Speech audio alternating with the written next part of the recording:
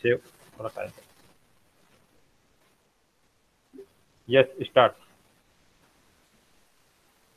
विशाल जी, नमस्कार सर। कैसा फील कर रहे हैं? बढ़िया फील कर रहा हूँ सर मैं। अच्छा। अच्छा, आपने 10th कहाँ से की? 10th मैंने मेरे गृह जिले सवाई माधोपुर से new modern senior secondary school से मैंने 10th पास आउट करी। अच्छा, 12th कहाँ से की आपने? 12th Mala modern senior secondary school Sawai Madhopur से मैंने कंप्लीट करी है सर। अच्छा, बाद में आपने ग्रेजुएशन और पोस्ट ग्रेजुएशन की है। आपका क्या सब्जेक्ट रहा इस दौरान? जी सर, इस दौरान मेरा कॉग्निटिव एंड न्यूरो साइंस विषय रहा, BTech plus MTech dual degree integrated course था। अच्छा, तो आपके इस सब्जेक्ट के क्या स्कोप रहता है? कोई प्राइवेट जॉब रहती है, गवर्नमेंट जॉब कितनी रहती है, क्या स्कोप है आपका इसमें? मुख्यतः सर ये रिसर्च एंड डेवलपमेंट की ब्रांच है, जिसमें अलग अलग इंस्टीट्यूट में जो रिसर्च फैकल्टी है उनके अंडर जाके ट्रेनिंग और ट्रेनिंग के जरिए प्रोजेक्ट असिस्टेंट बनने का मौका मिलता है। आगे चल के हम पीएचडी भी कर सकते हैं। ये मेन स्कोप है। इसके अलावा प्राइवेट सेक्टर में न्यूरो मार्केटिंग आजकल इंडिया में स्कोप है, जिसके जिसके तहत अलग अलग जितने भी मशीनरीज हैं, जैसे एमआरआई है, ईईजी है, इनके ऊपर वर्क किया जाता है। और बेसिकली स्कोप जितनी भी मेंटल प्रोसेस से रिलेटेड डिजीज है या प्रॉब्लम है, उनका स्टडी की जाती है सर। तो ये तो आपका बहुत ही अच्छा स्कोप है उधर मेडिकल लाइन में। तो आप ये आरएस के चक्कर में क्यों पड़ रहे हो? इधर इधर क्या रखा है? यहाँ तो खूब भ्रष्टाचार से बड़ा है, प्रशासन को ऐसी बदनाम हो रखा है। आप रोज आए दिन देखते नहीं हो न्यूज में क्या मामला घटना होती रहती है, तो आप इधर क्यों आना चाहते हो? जी सर, मेरा विषय भी रहा है, जिज्ञासा भी थी मेरी उसमें पढ़ने में। पर सर जब मैंने जब कार्य क्षेत्र की या अपना करियर ऑप्शन चुनने की बात आई, तो मैंने थोड़ा सोचा, अपना समय लिया 1-2 साल। उसमें मैंने पाया कि ये जो इस कार्य क्षेत्र में जो जॉब है वो ज्यादातर इंट्रोवर्ट है, और मैं अपनी पर्सनैलिटी को जितना समझ पाया हूँ उसमें मैं एम्बीवर्ट हूँ, एक्सट्रोवर्ट प्लस इंट्रोवर्ट हूँ। और मेरे को जो सोशल पब्लिक डीलिंग है वो काम करना ज्यादा अच्छे लगते हैं, तो मैंने काफी सोच के आरएस की परीक्षा की तैयारी करी सर। अच्छा, तो आपका ये जो सब्जेक्ट रहा है टेक्निकल, काफी टाइम तक आपने पढ़ा है, तो ये प्रोसेस में आपको कैसे हेल्प करेगा? चूंकि सर मैंने कॉग्निटिव एंड न्यूरोसाइंस सब्जेक्ट पढ़ा है, डायरेक्टली तो सर ये जो जितनी भी मेडिकल हेल्थ रिलेटेड योजनाएं हैं उनके एग्जीक्यूशन में काफी अच्छे से कर सकता हूँ। इनडायरेक्टली सर मैं इसमें कॉग्निटिव जो मेरी ब्रांच है उसमें मैं खुद का समन्वय, लोगों के साथ किस तरह समन्वय करना है, खुद को और दूसरों को किस तरह मोटिवेट करना है। अ, और मेरे ये जो साइंस की जो फील्ड है उससे मैं सर साइंटिफिक टेम्परामेंट भी मेरा सर अच्छा खासा बड़ा है, तो इसको मैं अपने जो अच्छा, कार्य क्षेत्र है आप उसमें यूज कर सकता हूँ। न्यूरो साइंस से रिलेटेड रहे हो, तो ये न्यूरॉन क्या होता है? न्यूरॉन सर मस्तिष्क की सेल है, यूनिट यूनिट बोली जाती है, जिसका कार्य सेंसरी और मोटरी जितने भी हमारे एक्शन और उद्दीपक आते हैं उनसे रिलेटेड होता है, कि कोई उद्दीपक आया उसे ग्रहण करना, उसके क्रिया में एक्शन लेना। ये न्यूरॉन्स के काम होते इसका कौन कौन से पार्ट होता है एक न्यूरॉन में? एक न्यूरॉन में सर सबसे पहले डेंड्राइट्स होते हैं जो कि इंफॉर्मेशन ग्रहण करते हैं। उसके अलावा उसमें एक सेल बॉडी होती है जिसको सोमा बोला जाता है। सोमा के नीचे ही जुड़ा हुआ एक्सॉन होता है, जो एक्सॉन हिलकॉक से जुड़ा होता है सोमा से। और एक्सॉन के नीचे ही एक्सॉन टर्मिनल होते हैं सर, जो कि इंफॉर्मेशन आगे भेजने का काम करते अच्छा, जो एक जोन से नेक्स्ट डेंड्रोन में सूचनाएं जाती हैं, बीच में टर्मिनल से जुड़े हुए होते हैं, आप यही कहें इस टर्मिनल्स में कुछ स्पेशल केमिकल या कुछ तत्व भरा हुआ होता है, उसका क्या नाम है? जो सर इस टर्मिनल में वेसिकल्स होती है, उसमें न्यूरो होते हैं जो कि आगे सूचना भेजने के काम आते हैं।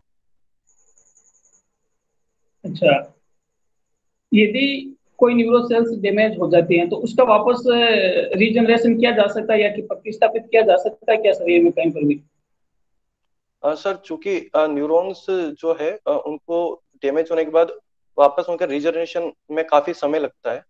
और ऐसा देखा गया है कि जो सेल्स हैं वो अपना नया रूट न्यूरो वायरिंग है वो नई तरीके से मस्तिष्क की बनने लग जाती है धीरे धीरे, पर समय काफी लगता है सर। अच्छा, एक बीमारी होती है जो नॉर्मली लोगों में लकवा नाम से जानी जाती है,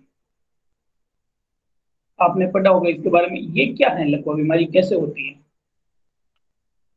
चूंकि सर हमारी जो सेंसरी नर्वस सिस्टम है उसका कई बार काम करना, उनमें उनकी फंक्शनिंग में कई बार प्रॉब्लम आ जाती है, तो इसकी वजह से एक्शन भी नहीं हो पाता है, तो ये लकवा पैरालिसिस हो जाता है। मेनली ये होता है कि जब हम लेफ्ट हैंड साइड में यदि शरीर में लकवा आ रहा है तो हमारा ये देखा जाता है कि राइट हैंड साइड का जो ब्रेन है उसमें कहीं ना कहीं फंक्शनिंग में या कोई जो ब्रेन का पार्ट है उसमें डैमेज हुआ है, उसकी वजह से सेंसरी और एक्शन काम नहीं हो ठीक है, ठीक, बहुत अच्छा है। ये नार्को टेस्ट क्या होता है?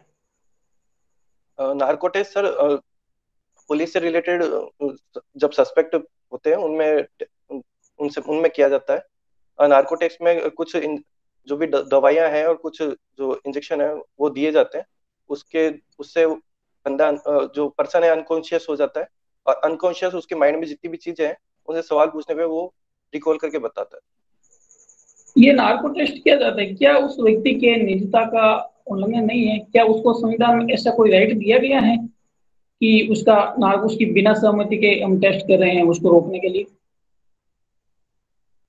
जी सर, अनुच्छेद 20 में मैं जहाँ याद कर पा रहा हूँ उसमें जो भी नागरिक है उसको उसके खिलाफ गवाही देने की रोक है, और नार्को टेस्ट करने से पहले उस जितने भी जो भी अभियुक्त है उसका कंसेंट लेना पड़ता है सर एक बार। अच्छा, आप सभी माधोपुर से हैं? जी सर, मैं सवाई माधोपुर से हूँ। आपके वहाँ तो एक बहुत ही उद्यान फेमस है, बाघों के लिए जाना जाता है, कौन सा है? रणथंभौर नेशनल पार्क है सर। अच्छा, ये नेशनल पार्क है और टाइगर प्रोजेक्ट में भी इसका नाम है ना? जी सर। इसको नेशनल पार्क कब घोषित किया गया? सर इसको नेशनल पार्क 1980 के दौरान घोषित किया गया। और tiger project? Tiger project sir इसको 1973 में घोषित किया गया। अच्छा, वहां पर एक गणेश जी का भी मंदिर है, जी सर। क्यों फेमस है वो? गणेश जी का मंदिर सर वो त्रिनेत्र गणेश जी है, जो गणेश जी की मूर्ति है उसमें 3 नेत्र है इसलिए फेमस है। और बाकी शादी ब्याह में जो भी प्रथम कार्ड दिए जाते हैं गणेश जी को, तो आसपास के जितने भी जिले हैं सबसे पहले कार्ड वहीं पहुंचाए जाते आपके पास ही चंबल नदी बहती होगी, हैं। जी सर। और चंबल नदी अपनी बेडलैंड टोपोग्राफी के लिए बहुत कुख्यात है, जी सर। सुना होगा। ये बेडलैंड टोपोग्राफी क्या होती है? उत्खात भूमि सर आसपास चंबल के क्षेत्र के आसपास पाई जाती है। इस यहाँ पर जो अवनाली का अपरदन है उसके उसके कारण ये जो उत्खात भूमि का निर्माण होता है, जिसमें गहरे गहरे गड्ढे पड़ जाते हैं और जमीन बंजर सी हो जाती है जिसपे बबूल पाए जाते हैं। इसे उत्खात भूमि बोलते हैं। तो इसको क्या कृषि के रूप में तैयार किया जा सकता है? क्या इसको कृषि क्षेत्र बनाया जा सकता है क्या? सर कृषि क्षेत्र इसको बनाया जा सकता है वर्तमान में। चंबल नदी के 1 किलोमीटर के दायरे में भारत सरकार की योजना है जिसमें उसको समतल करके वहां पे पर्यटन विकास और कृषि के लिए उस भूमि को यूज करने का प्रयास किया जा रहा है। अच्छा, चलो ठीक। ये राजस्थान में एक नदी द्वारा जल अपर्दन का एक बहुत बड़ा उदाहरण। इसके अलावा राजस्थान में और कौन कौन से अपर्दन होते हैं? सर राजस्थान में इसके अलावा मुख्यतः हवा द्वारा अपरदन होते हैं जो कि हमारे पश्चिमी राजस्थान में देखा जा सकता है, थार के मरुस्थल में। ठीक है, next member. Thank you sir.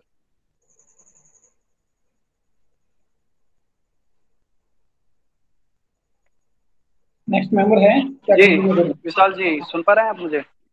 जी नमस्ते सर। नमस्ते, कैसे हो विशाल जी?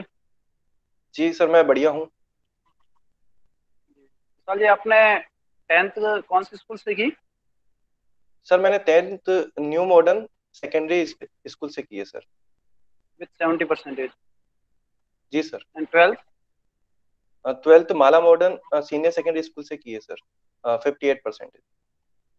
अच्छा, फिर आपने न्यूरल साइंस में बीटेक और एमटेक साथ में किया? जी सर। अच्छा, क्या न्यूरल साइंस जो है इसको कैसे डिफाइन करोगे आप? मुझे तो कुछ नहीं न्यूरो पता इसके साइंस। बारे में।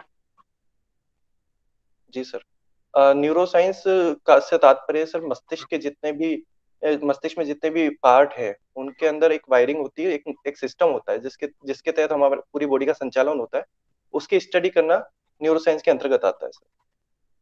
अच्छा, इन वायरिंग के बीच में करंट फ्लक्चुएट होता है या कुछ और होता है?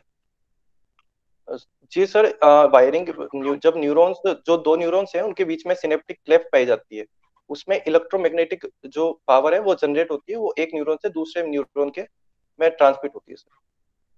ये इलेक्ट्रोमैग्नेटिक पावर कहाँ से जनरेट होती है? ऐसा कौन सा पार्ट होता है बॉडी का? माइंड में होता है या कहीं और होता है? जी सर, चूंकि हमारा जो हृदय है वो निरंतर पंप करता, जो रक्त शोधन का काम करता रहता है, और जो उसी से हम जो भोजन करते हैं उसके एनर्जी बनती है, और वही एनर्जी हमारे मस्तिष्क में इलेक्ट्रोमैग्नेटिक धारा प्रवाह के रूप में शरीर में घूमती रहती है।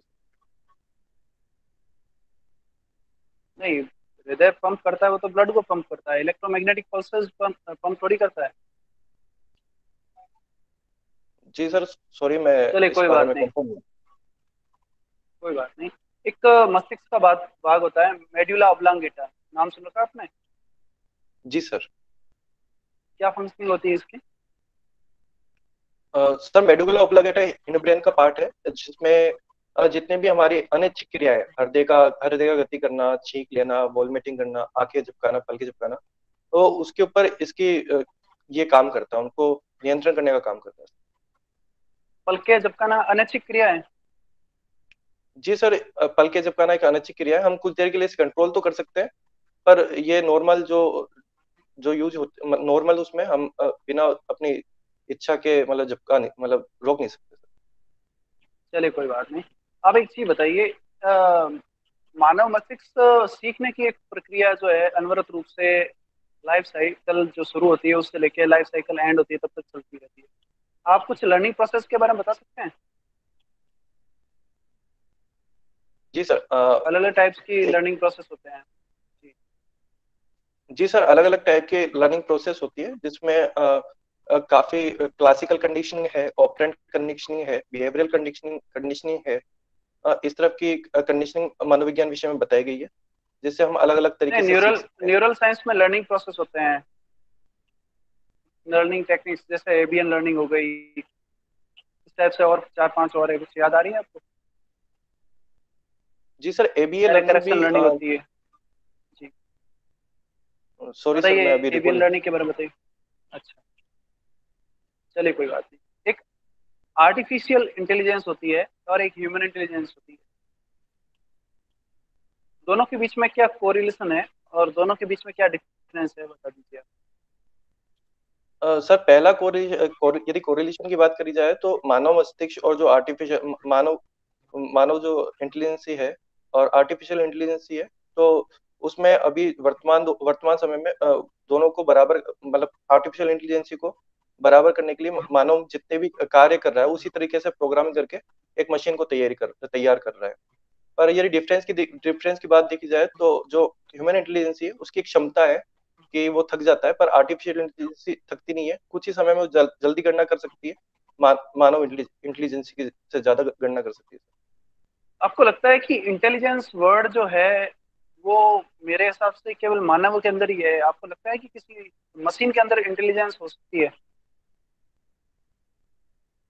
जी सर, वर्तमान दौर में अलग अलग एल्गोरिथम के जरिए नॉर्मल एल्गोरिथम और डीप एल्गोरिथम की प्रोसेस चल रही है आर्टिफिशियल इंटेलिजेंसी में। तो डीप एल्गोरिथम है, उसमें वो इंटेलिजेंसी है, एक कंप्यूटर भी है जिसने चेस में एक महान प्लेयर है उनको हराया था। उसने अपने जितने भी मूव थे और सामने जो अपोनेंट थे उनके उनके मूव को सीखा, उनको याद रखा और अपनी अगली चाल चली।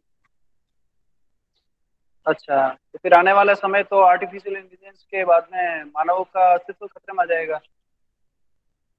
हम तो विनाश की नहीं तरफ सर, कदम बढ़ा रहे हैं फिर। कहीं हॉलीवुड मूवीज वगैरह, फिक्शन मूवी है, साइंस फिक्शन मूवी है, उसमें ऐसी संभावना व्यक्त की जाती है। क्या आपको लगता है कि गलत कदम उठा रहे हैं मानव समाज या जो मानव जाति है वो?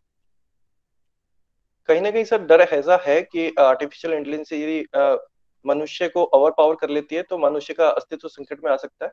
पर वर्तमान दौर में जिस तरह से हम लोग टेक्नोलॉजी का यूज कर रहे हैं, तो आर्टिफिशियल इंटेलिजेंस को कंट्रोल करने के लिए भी हम कुछ ना कुछ प्रबंध करेंगे, और आर्टिफिशियल इंटेलिजेंस का ज्यादा फायदा है, नुकसान कम है सर। चलिए, एक न्यूरल कोशिका जो न्यूरॉन्स होते हैं इनकी लाइफ साइकिल कितनी रहती है? सॉरी सर, मैं अभी रिकॉल नहीं कर पा अच्छा, इनका मल्टीप्लिकेशन टाइम क्या होता है? रहा, सॉरी सर। फिर भी आप बताइए, इनमें अर्धसूत्री विभाजन होता है या समसूत्री होता है, या किस टाइप का विभाजन होता है? सर जो नॉर्मली जो हमारे सेल में डिवीजन होता है माइटोसिस वही पाया जाता है सर। सेम होती है? अदर बॉडी की जो कोशिकाएं रहती है अपने ह्यूमन बॉडी की, सेम प्रोसीजर जो तंत्रिका कोशिकाएं होती है उसमें होती है, अलग प्रोसीजर होता है? जी सर सेम ही होता है, जब मस्तिष्क भ्रूण में बनता है तो सेम प्रोसेस के जरिए बनता है। लेकिन स्किन सेल की जो कोशिका है वो आजीवन उसमें विभाजन होता रहता है क्या? मस्तिष्क की कोशिकाओं में भी ऐसा ही होता है? तंत्रिका की कोशिकाओं में ही ऐसा ही होता है? सर कोशिक जब मनुष्य का भ्रूण में निर्माण होता है तो वो एक सेम तरीके से ही उसका उसका विभाजन होता है। बाद में जब अलग अलग बॉडी पार्ट बनते हैं तो उनके जो डिवीजन है वो अलग अलग तरीके से काम करते हैं। स्किन जो है वो जल्दी बनती रहती है और हटती रहती है, पर जो न्यूरॉन्स है उनको एक पर्टिकुलर टाइम तक बनते हैं, उसके बाद वो बनना बंद हो जाते हैं। उनके अंदर फिर स्टोरेज चालू होता है, वो लंबे होते जाते हैं। फिर विभाजन बंद हो जाता है? जी सर, एक एक समय के बाद विभाजन बंद हो जाता है। चलिए, आपकी हॉबी है बैडमिंटन। जी सर। अच्छा, कहाँ खेलते हैं आप बैडमिंटन? जी सर, अभी साल भर से तो मैं खेल नहीं पा रहा हूँ, चूंकि कोरोना का काल भी है। और उससे पहले सर मैं राजस्थान विश्वविद्यालय के हॉस्टल में रहा करता था, तो वहाँ पे कोर्ट कोर्ट था, तो वहाँ खेला करता था। तो अभी कोई नई हॉबी आपने बनाई है, या बिना हॉबी के ही आप अपना 1 साल का जीवन है वो यापन कर रहे हैं? जी सर, इस कोरोना काल में मैंने अपने हेल्थ पे ध्यान देना शुरू किया है, क्योंकि मेरे अंदर एक हेल्थ डिसिप्लिन की कमी भी थी। तो मैं सुबह कार्डियो करता हूँ और कभी कभी मैं मेडिटेशन भी करता हूँ सर। अच्छा, तो बैडमिंटन अभी नहीं खेल पा रहे हैं ना? जी सर, अभी मैं बैडमिंटन नहीं खेल पा रहा चलिए ठीक है, कोई बात नहीं। नेक्स्ट मेंबर शुरू कीजिए सर। हूँ। Thank you sir. मेरी आवाज़ आ रही है? हेलो। जी sir.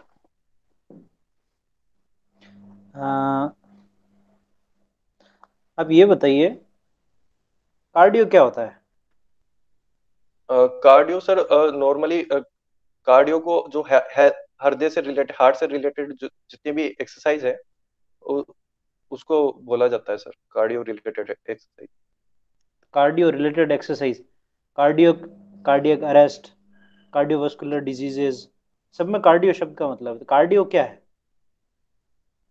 Cardio sir health heart से रिलेटेड एक शब्द है, जिसमें अलग अलग, जैसे अभी आपने कहा कि कार्डियक अरेस्ट, तो वो एक हार्ट अटैक से संबंधित है। ऐसे कार्डियो एक्सरसाइज होती है जिसमें हार्ट से रिलेटेड एक्सरसाइज की जाती है, जिससे हार्ट अच्छा काम करे। अच्छा, तो आप कार्डियो एक्सरसाइजेज करते हैं? जी सर।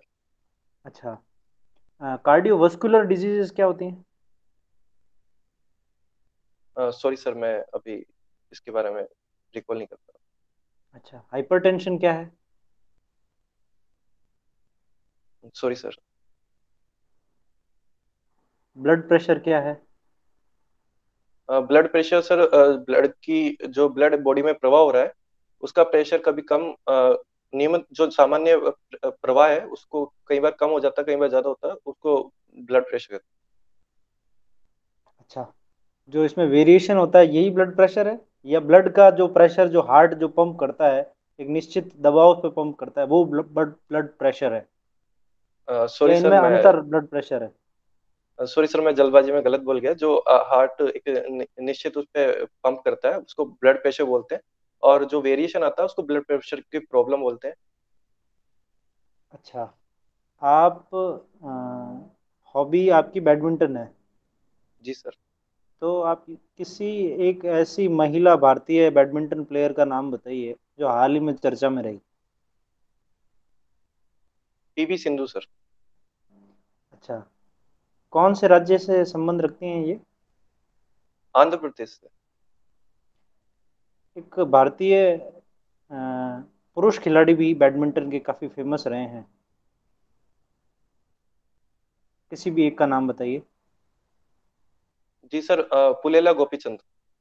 अच्छा, क्यों फेमस रहे हैं? पुलेला गोपीचंद जी को सर द्रोणाचार्य अवार्ड मिला हुआ है, अर्जुन अवार्ड भी मिला हुआ है, और all all England badminton championship इन्होंने जीती है। वर्तमान में ये बैडमिंटन जो टीम है भारत की उनके कोच भी हैं। अच्छा, राष्ट्रीय टीम के कोच हैं ये। जी सर। अभी ये कृषि कानून बड़ी चर्चा में है, तो आप किसी भी एक कृषि कानून का मुझे नाम बताइए। अ, एक आवश्यकता वस्तु अधिनियम संशोधन 1955 एक कृषि कानून, इसका कृषि कानून के तहत है। संशोधन 1955 क्यों? संशोधन 2020 क्यों नहीं? 1955 संशोधन 2020, सॉरी सर। अच्छा। और हाल ही में दिल्ली में भी एक इस तरह का बिल लोकसभा में लाया गया है। आपको उसके नाम के बारे में या उसकी भूमिका के बारे में कुछ पता हो तो बताइए। सॉरी सर, मैं आपका केंद्रीय प्रश्न। केंद्रीय लोकसभा, भारतीय लोकसभा में बिल है जो दिल्ली की सरकार और दिल्ली के उपराज्यपाल की शक्तियों से संबंध रखता है। इस तरह की किसी बिल की जानकारी हो तो उसका नाम बता दीजिए। यदि इसके बारे में कुछ पता हो तो वो बता दीजिए। जी सर, इस बिल का नाम है national government of capital territory of Delhi. जी। इस बिल में सर ये लाया गया है कि जो भी दिल्ली गवर्नमेंट है, उनकी जो मंत्री परिषद है, वो जो भी अपनी योजनाएं ला रही है या जो भी अपनी योजनाओं के तहत जो भी काम कर रही है, उसको जो वहाँ पे लेफ्टिनेंट गवर्नर है उनके समक्ष पेश करना पड़ेगा सर। अच्छा, आप अपनी 3 कमियां बताइए। सर मैं एक तो अपना जो हेल्थ है, हेल्थ डिसिप्लिन, वो मेरे अंदर कम है थोड़ा, क्योंकि मैं नाइट को भी कई बार पढ़ाई करता हूँ। दूसरा सर, मैं साइनोफोबिक हूँ, मुझे कुत्तों से डर लगता है। और तीसरा सर, मैं जो जिज्ञासु एक मेरे अंदर गुण है, उसकी वजह से मैं जल्दी जल्दी सीखने के चक्कर में अपना धैर्य कई बार खो बैठता हूँ। आप में धैर्य नहीं है और आपको कुत्तों से डर लगता है, जी और सर। आपने सबसे पहला क्या बताया? सर मैं जो है कि सॉरी सर, मैं भूल गया। अच्छा, कोई बात नहीं। चलिए हम एक सिचुएशन पे बात करते हैं। जी आप सर। किसी ग्रामीण क्षेत्र में दौरे पर गए। जी। आप वहाँ रात आपने स्टे किया। सुबह वहाँ पर बहुत ही डेजर्ट सा इलाका है। वहाँ पर कोई भी पक्की बिल्डिंग भी नहीं है सरकार की, ना कोई सरकारी स्कूल है, ना अ, कुछ भी सरकारी मजबूत आधारभूत ढांचा वहाँ पर नहीं है पक्का। सब कच्चे ही लोग हैं, और आसपास के 20 किलोमीटर एरिया में कोई भी पक्का कंस्ट्रक्शन नहीं है। आप वहाँ रुकते हैं और आप सुबह उठकर वॉक करने के लिए, जैसी आपकी आदत हो सकती है, आपने बताया कि आप पिछले 1 साल से अपने हेल्थ के प्रति कॉन्शियस हैं, आप जाते हैं, आप अकेले ही चले जाते हैं। तो आप मुझे ये बताइए कि वहाँ पर आवारा कुत्ते भी हैं, क्योंकि वहाँ खेती भी होती है आसपास, तो कुत्ते भी कुछ हैं वहाँ पर। आप ये बताइए कि आप कुत्तों के डर से सुबह क्या किसी को अपने साथ वॉक करने लेके जाएंगे? और ये मान लीजिए कि आपका स्टाफ या आप जिसको भी आप लेके साथ चलना चाहें, वो ये आपके साथ चलने से मना कर दे, तो क्या सिचुएशन होगी? दो चीज़ है कि आप उनको साथ लेकर जाएंगे या नहीं। यदि वो मना कर देते हैं तो क्या करेंगे? सर मैं धीरे धीरे जो साइनोफोबिक जो मेरा है, उसे मैं धीरे धीरे कंट्रोल कर रहा हूँ। मैं रोजाना मेरे आसपास जो गली में कुत्ते हैं, पालतू कुत्ते हैं, उनके उनको मैं रोटी या बिस्कुट डालता हूँ, और उनको उनके साथ मतलब थोड़ा व्यवहार, मतलब घूमने की कोशिश कर रहा हूँ। वो मुझे अब जानने भी लगे हैं, तो मैं डर पे काबू पा रहा हूँ धीरे धीरे। और रही बात सर, यदि मैं वहां जाता हूँ घूमने, तो अपने जो सहकर्मी है उनको साथ में नहीं लेके जाऊंगा, क्योंकि धीरे धीरे मेरा डर इसी तरीके से खत्म होगा सर। यदि मैं उनको साथ लेके जाऊंगा तो ये डर मेरे अंदर जीवन भर बना रहेगा। अच्छा। और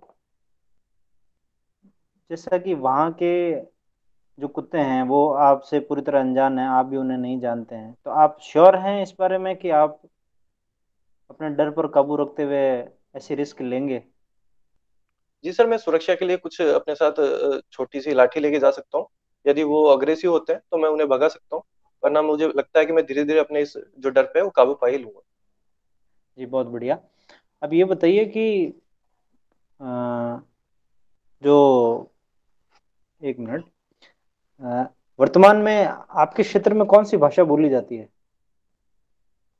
सर वर्तमान में हमारे क्षेत्र में ढूंढाड़ी की उपबोली है नागरचौल, वो बोली जाती है सर। अच्छा, तो ये राजस्थानी से किस प्रकार भिन्न है? सर राजस्थानी से कुछ ज्यादा भिन्न है नहीं। ढूंढाड़ी की उपबोली है, तो जो ढूंढाड़ी के जो शब्द हैं उनके बोलने का तरीका और कुछ शब्द बदल जाते हैं और कुछ ज्यादा अंतर आ नहीं पाता। अच्छा, ढूंढाड़ी किस किस क्षेत्र में बोली जाने वाली बोली या भाषा है?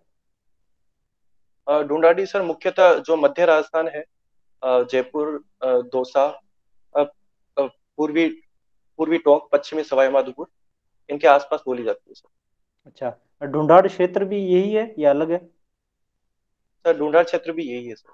अच्छा, क्या कारण है कि राजस्थानी को अभी तक संवैधानिक मान्यता नहीं मिल पा रही है? सर पहली प्रॉब्लम तो यह है कि राजस्थान में जो अलग अलग जगह बोली भाषाएं बोली जाती, उनका एक हम लोग एक भाषा पे नहीं पहुंच पा रहे हैं, निष्कर्ष पे नहीं पहुंच पा रहे कि किस भाषा को हम हमारी राजभाषा बनाए, राजस्थानी भाषा मतलब उसको बनाए राज्य भाषा। एक यही एक सर आधार मुझे है? अभी ये याद है। अच्छा, सर मुझे अभी यही याद है। ठीक है। मेरा अंतिम प्रश्न है आपके लिए। हाँ, ये मेरे पास पेन है। जी इस पेन के बारे में आप अपनी जो लोकल लैंग्वेज है, राजस्थानी नहीं कह रहा हूँ, जो आप बोलते हैं उसके बारे में आप 1 मिनट तक बोलिए कुछ। अ, माफ कीजिए सर, मैं चूंकि शहरी परिवेश में रहा हूँ तो मुझे अपनी जो लोकल लैंग्वेज है वो आती नहीं, पर अभी आप आज्ञा दे तो मैं कोशिश कर सकता हूँ। जी, आप प्रयास कीजिए। ई वस्तु ने पेन इस ई वस्तु को पेन के वहाँ, और इसको लिखबा को काम भी करा, और इन्हें कलम भी एक ऊपर आवे कलम भी है, और कलम से बड़ा बड़ा काम करेड़ा है लोगों ने। और संविधान भी कलम कलम कलम से लिखे जिसकी वजह से हम लोकतंत्र में जी पा रहे हैं। और इनमें रिफिल डाला, रिफिल खत्म हो जाए तो दूसरी रिफिल डाला। जी, बढ़िया। बहुत बहुत धन्यवाद। Thank you sir.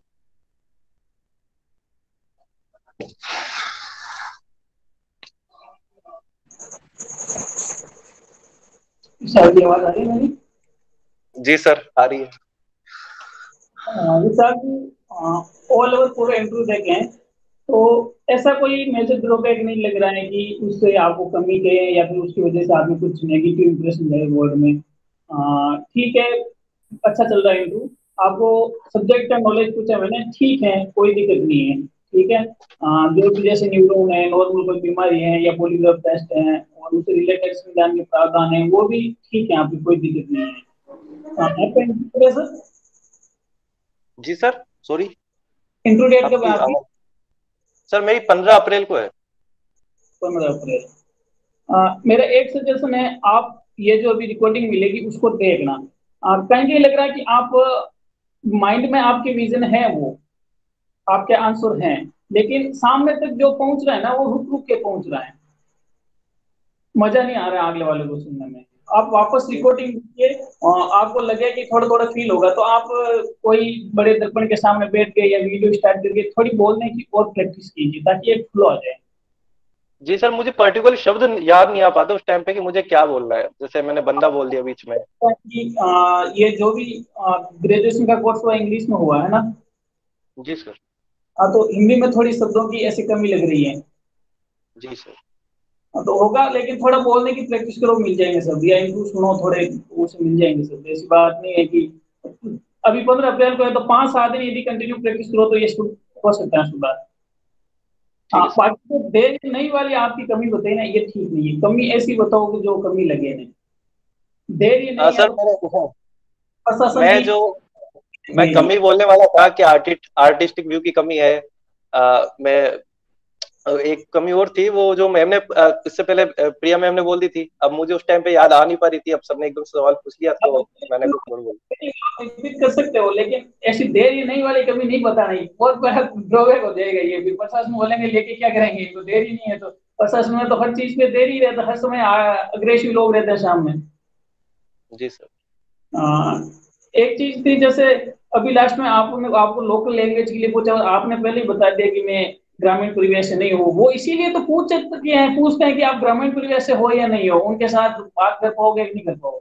तो जैसा भी आए टूटी फूटी लैंग्वेज बोली, यदि आप पहले ही बोल दोगे, उनके आंसर आप पहले ही दे देते हो कि नहीं सर मैं तो ग्रामीण परिवेश से हुई नहीं, तो एक नेगेटिव इंप्रेशन जाता है। क्योंकि काम ग्रामीण परिवेश में करना पड़ेगा हमको। जो आपने बाद में बोला वो ठीक लग रहा था, कोई दिक्कत नहीं है कि आप एकदम सिटी से हो। सिटी से हो तो भी गांव वालों के साथ बातचीत कर सकते हो, है ना। तो चला के नहीं बोलना है कि मैं ग्रामीण परिवेश से हूँ नहीं हूँ, ठीक है। बाकी ठीक है सर। जो अप्रोच है आंसर की, उसमें कोई दिक्कत नहीं है। जो आंसर क्वेश्चन पूछा जा रहा है उसका आप आंसर दे रहे हो, आंसर को समझ पा रहे हो, कोई दिक्कत नहीं है, फ्लो है। लगभग तय के ओवरऑल तो कोई नेगेटिव चीज नहीं है, लेकिन सुधार करना चाहो तो ये थोड़ा फ्लो और बना सकते हो, ठीक है। जी सर, मैं धन्यवाद, मैं इस पे जरूर सुधार करूंगा क्योंकि इसकी ज्यादा जरूरत है मुझे। ऑल द बेस्ट, ठीक है। Thank you sir.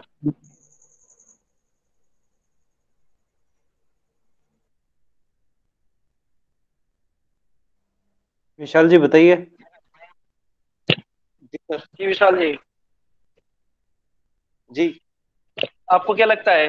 कुछ चीजें मैंने पूछी थी, न्यूरल साइंस पढ़ा हुआ था मेरे, शायद थर्ड सेमेस्टर में पढ़ा था मैंने, एक सब्जेक्ट के रूप में था। अच्छा सर। तो आपके बीटेक और एमटेक दोनों कर रखी है, तो शायद हो सकता है कुछ बेसिक क्वेश्चन पूछे जाएं इसके बारे में। जी सर, मुझे ये बेसिक जो नॉलेज थी आपने पूछी थी कि इनका रिप्रोडक्शन और कितना कितना टाइम रहता है इनका, वो हम्म। उसके बारे में मैं मतलब याद नहीं आ पा रहा था मुझे, अभी भी याद नहीं आप है तो इसको काफी ढंग दिन से हो गए। ढंग से देखना, इसमें कोशिका जी जो सर।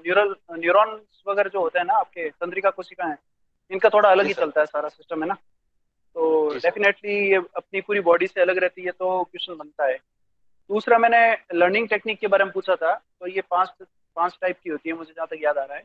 एबियल लर्निंग होती है, एक आउट स्टार थी, डेल्टा टेक्निक थी, और भी होती है, परसेप्शन होती है, एरर करेक्शन लर्निंग होती है। तो इनके बारे में थोड़ा देख लीजिए, क्योंकि लर्निंग टेक्निक है ना, तो ज़्यादा इंपॉर्टेंट है। ठीक है सर। ठीक है, क्योंकि अगर सर्च भी करते हैं या कुछ ऐसा होता है, तो न्यूरल साइंस से रिलेटेड या तो आप इंटेलिजेंस के बारे में बात करेंगे, या लर्निंग के बारे में बात करेंगे, या फिर जैसे आपने बताया है कि सर्किट होता है ना, आपने बताया माइंड में सर्किट होता है। फिर आपने कहा कि इसमें करंट फ्लो होता है, इलेक्ट्रोमैग्नेटिक पल्स जनरेट होते हैं। लेकिन आप फिर वो बता नहीं पाए कि भाई पल्स जनरेट होते कहाँ से हैं। होते तो हैं, ये तो बात श्योर है, लेकिन उसका क्या रहता है, फंक्शनिंग वगैरह क्या रहती है, वो थोड़ा देख लेना। सर उस इस टाइम पे टॉपिक में। याद आ ही नहीं पाया मुझे, अब हाँ। याद आ गया है, अब तो उस टाइम पे याद आ नहीं पाया मुझे। अच्छा अच्छा, चलो बढ़िया है। क्या होता है मुझे बता दीजिए मैंने तो ऐसे ही क्वेश्चन पूछा था ये। सर जो हम जब न्यूरॉन्स रहते हैं उनमें जो भी इंफॉर्मेशन आती है, तो इंफॉर्मेशन आगे पहुंचाने के लिए जो न्यूरॉन्स में चेंज होते हैं, जबकि जो पॉजिटिव आयन और बाहर रहते हैं हाँ बिल्कुल बिल्कुल। न्यूरॉन के, और नेगेटिव आयन अंदर रहते हैं, तो उनका जो एक्सचेंज होता है उसकी वजह से उस फील्ड में इलेक्ट्रोमैग्नेटिक पल्स। जनरेट होते हैं, बिल्कुल बिल्कुल बिल्कुल। जी सर। ये थोड़ी चीजें थी जो आपको बताई है मैंने, बाकी आंसर देने का तरीका बढ़िया था। एक हॉबी में मैंने ऐसे क्वेश्चन पूछा था कि आप अभी हॉबी को परस्यू कैसे कर पा रहे हैं। आपने कहा सर मैं 1 साल से नहीं खेल पा रहा हूँ। मुझे जी सर, थोड़ा सा अटपटा लगा, अटपटा लगा कोरोना की थोड़ा वजह से सा। नहीं खेल पा रहा सर, क्योंकि अब वो नहीं वहां पे बंद है। नहीं, आप बता सकते हैं ना कि जरूरी नहीं है आप इंडोर में पूरा जो कोर्ट बना हुआ है फिक्स उसी में खेलें।